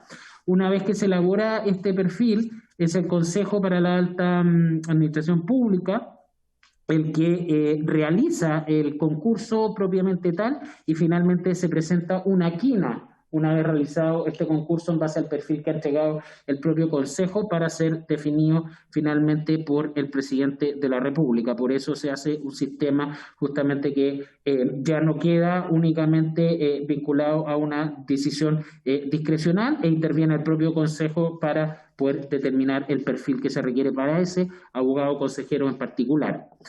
Por otro lado, se establece un nuevo requisito para ser abogado consejero, que es reconocer expresamente en la ley que cuente con reconocida trayectoria en el ámbito de la academia o el ejercicio de la profesión. Hoy la ley ya exige que se trate naturalmente de una persona que posea el título de abogado, que tenga además 15 años o más de experiencia profesional, pero se incorpora este nuevo requisito. Esto también uno lo ve en instituciones que han sido recientemente creadas por el Estado, por ejemplo, en el cargo de el defensor o defensora de la niñez, o para integrar el Consejo del Instituto Nacional de Derechos Humanos, y por lo tanto también se incorpora en este proyecto.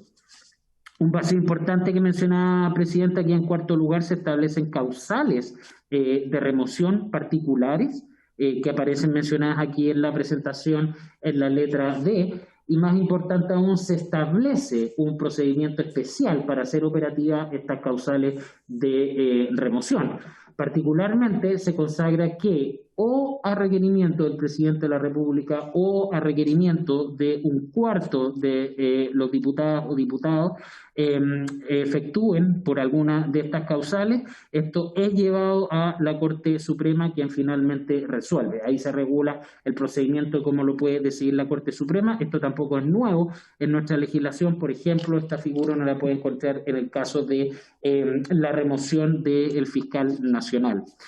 Y en lo que atañe a los abogados procuradores fiscales, que son, por decirlo de alguna manera, las cabezas regionales del Consejo de Defensa del Estado, se formaliza que su dependencia se adscribe a la División de Defensa Estatal, que es un organismo que está reconocido, una unidad, perdón, que está reconocida dentro de la legislación. Hoy día se la menciona como un departamento y se formaliza que pasa a ser la División de Defensa Estatal dentro del Consejo de Defensa del Estado, y se establece el mismo catálogo de prohibiciones para el ejercicio del cargo que va a operar para los consejeros, que es una de las innovaciones también que menciono a continuación.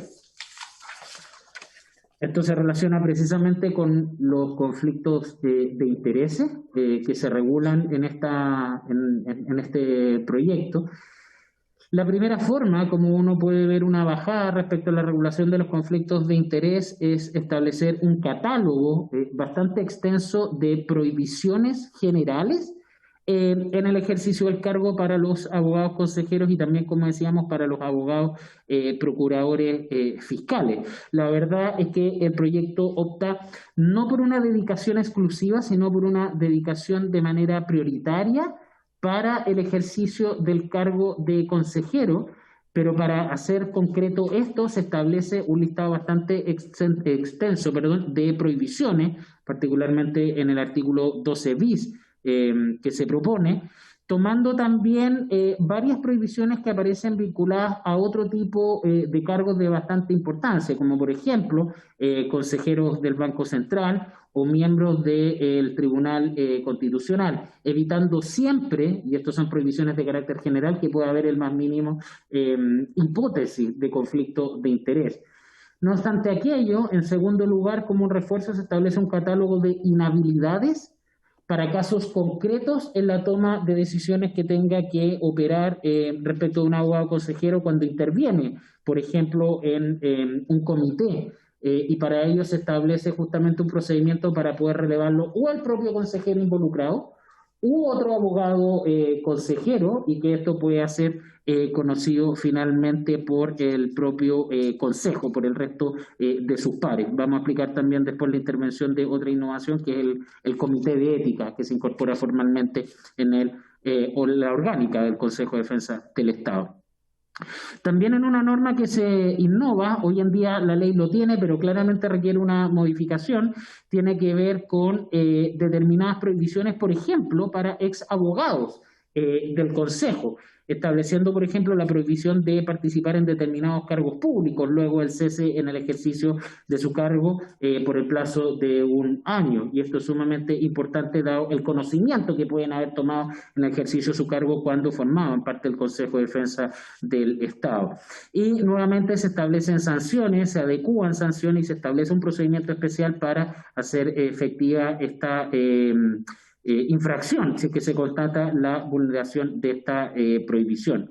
Lo mismo también acontece en algo que ya aborda la ley del Consejo de Defensa del Estado, tratándose del incumplimiento de deberes de prestar colaboración que exige la ley al Consejo de Defensa del Estado, por ejemplo, de empleados públicos o de auxiliares de administración de justicia, ahí donde no tenga la capacidad de actuar directamente el Consejo de Defensa. Si bien esto hoy día ya existe en esta ley, claramente aquí se actualizan las normas y se adecúan las sanciones y se establece un procedimiento efectivo.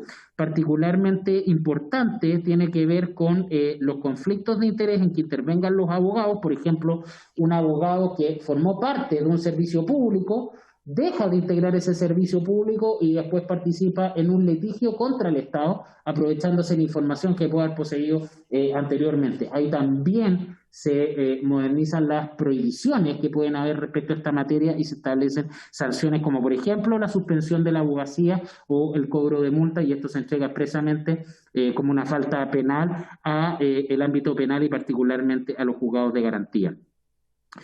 Y un aspecto importante que anticipaba, presidente, tiene que ver con el reconocimiento a nivel legal, tanto de un código de ética como de un comité de ética que está integrado por el presidente del Consejo de Defensa, por asimismo un abogado del Consejo de Defensa del Estado, no necesariamente un abogado consejero, un abogado del Consejo, de Defensa como institución nombrado o designado por el resto de los funcionarios, y el presidente del Colegio de Abogados que cuente con mayor afiliación de abogados dentro del país. Esto es bastante relevante, presidente, para hacer operativas las normas anteriores. Es la primera vez que se consagra expresamente en una ley orgánica de un servicio el Comité de Ética y el Código de Ética, dada la relevancia que se quiere otorgar precisamente a estos conflictos de intereses, y que pueda velar eficazmente por lo que tiene que ver con las prohibiciones en general o con las inhabilidades en particular en la toma de decisiones en el caso concreto. Y creemos que esta integración mixta, por llamarlo de alguna manera, se encuentra el jefe del servicio, el presidente o presidenta del Consejo de Defensa del Estado, otro abogado que haya sido designado por el resto de los funcionarios del Consejo de Defensa del Estado, pero a la vez también por un tercero, como es el presidente de un colegio de abogados. Creemos que puede ser la mejor fórmula para poder velar justamente por el cumplimiento de todas estas normas de prohibición o de inhabilitación. En cuanto a la orgánica propiamente tal del Consejo de Defensa del Estado, mencionaba yo que hay una actualización dada la realidad. En primer lugar, se establece un número de consejeros de 13, hoy día son 12 los abogados consejeros. ¿Esto por qué se hace? Básicamente para que el presidente del Consejo no integre a su vez alguno de los comités propiamente tal. Por lo tanto, quedamos con 12 abogados consejeros, integrando cada 3 de ellos un comité, de los 4 que mencioné anteriormente, y por lo tanto el presidente del Consejo puede dedicarse exclusivamente al resto de las funciones que se consagran en el proyecto. Pero además, presidente, se incorporan expresamente 2 nuevos abogados procuradores fiscales para Santiago. Hoy existe un abogado procurador fiscal por región. La verdad es que cuando uno tuvo a la vista los datos del volumen de causas que gestiona el Consejo de Defensa en la región metropolitana, fruto obviamente del centralismo que todavía tenemos en nuestro país, el volumen de casos es bastante exorbitante, y por eso se crean 2 abogados procuradores fiscales adicionales. Similar uno lo puede encontrar en las fiscalías regionales, por ejemplo, el Ministerio Público, o las propias defensorías regionales en el caso de la Defensoría Penal Pública.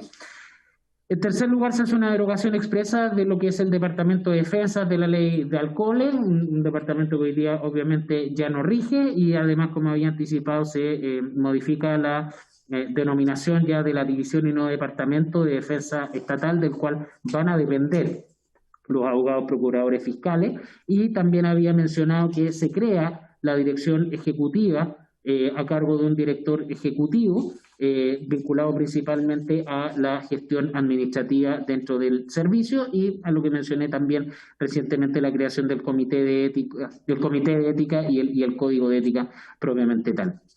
Finalmente, presidente, dentro de las disposiciones transitorias que aborda el proyecto, se establece una entrada en vigencia de 1 año una vez que sea publicada la ley. Eso es en términos generales. No obstante, la creación de los nuevos cargos, con esto nos referimos a un consejero, a un abogado consejero adicional, a los 2 abogados procuradores fiscales y a un nuevo cargo que es la dirección ejecutiva, son designados inmediatamente una vez publicada la ley, con el objetivo obviamente de propender desde ya, obviamente, a cubrir estas necesidades que tiene el Consejo de Defensa del Estado.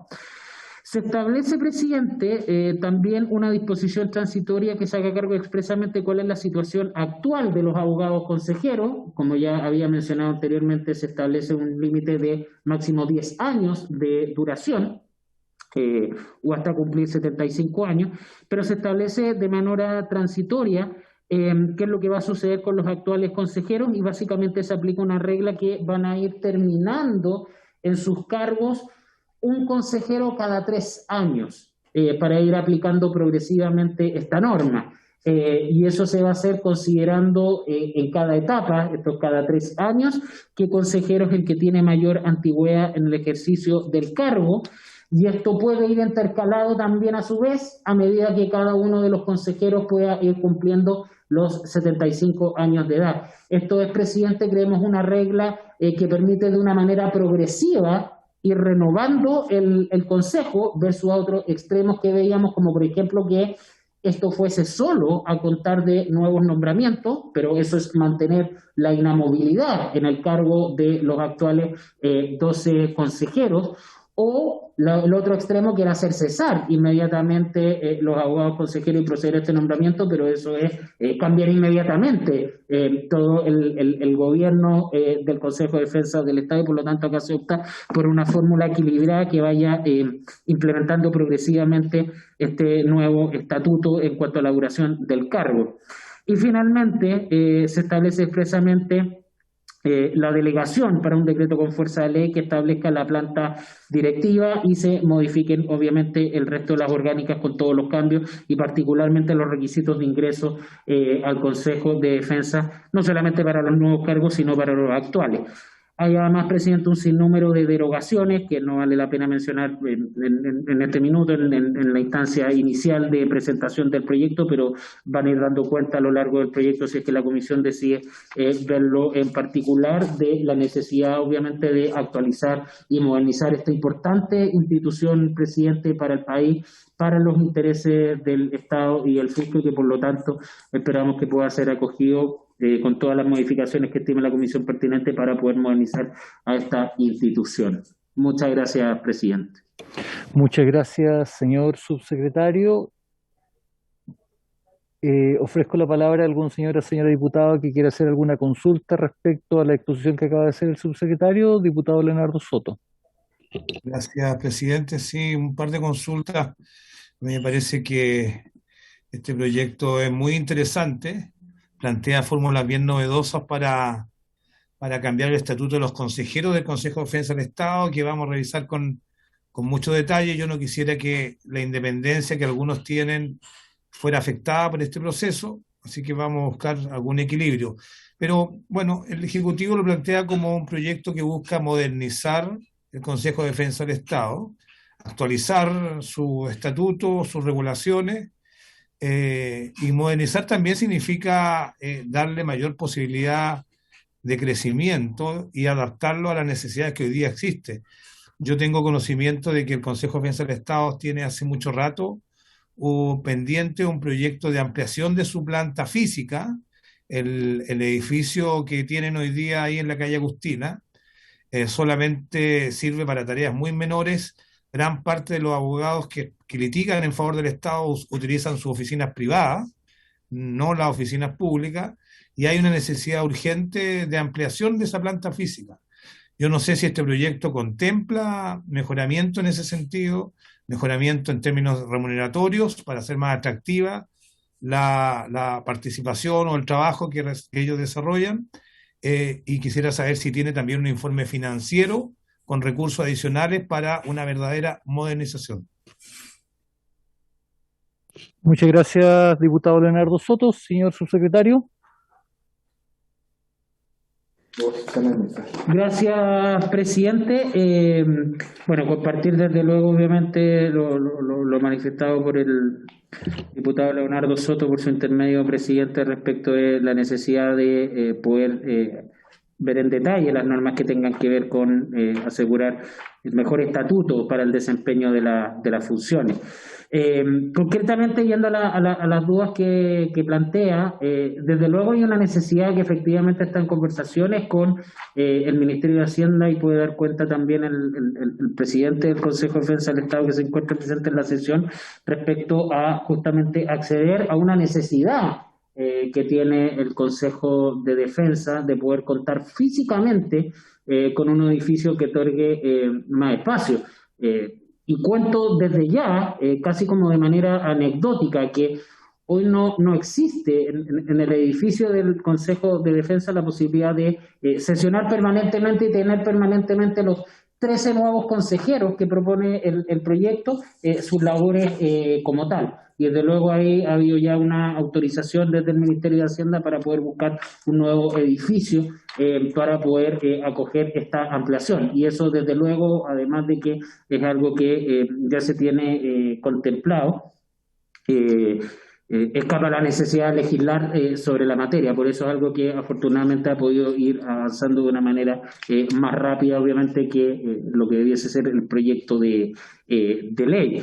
En relación con eso, obviamente este proyecto cuenta con un informe financiero, principalmente con los nuevos cargos que se proveen en esta materia, lo que mencionaba respecto a las procuradurías fiscales que se crean en la región metropolitana precisamente para poder abordar la demanda, la figura del director ejecutivo para que esté consagrado en esa figura todo lo que tenga que ver con la gestión administrativa y este nuevo abogado consejero para poder integrar adecuadamente los comités y en ese sentido poder desempeñar las otras funciones que el presidente del consejo. Sin perjuicio, como expliqué, y también se va a ver en detalle, presidente, respecto de varias normas que hacen que hoy día el funcionamiento del Consejo tienda a dilatarse, y no por una cuestión de mayor o menor disposición de los abogados consejeros, su presidente, los abogados procuradores fiscales o el resto de los funcionarios, sino porque las normas parecen ser bastante obsoletas en cuanto a persistentemente requerir de acuerdos en materias que ya son bastante zanjadas. De hecho, la política obviamente que va adoptando para estos acuerdos el Consejo, presidente. Muchas gracias. Muchas gracias, señor subsecretario. Este es un proyecto que recién hoy día se presenta por parte del Ministerio. Los señores diputados tienen ya el informe también que emitió la Corte Suprema respecto al mismo, y va a ser un proyecto de los cuales en las próximas semanas vamos a estar debatiendo con más detalles, tanto en la discusión general como en particular. Vamos a invitar en su momento también a exponer al presidente del Consejo, que hoy día se encuentra presente. Y ahora tenemos sesión de sala para discutir un proyecto con discusión inmediata, así que muchas gracias a los señores diputados, muchas gracias, señor subsecretario. Por haberse cumplido el objeto de la sesión, esta se levanta.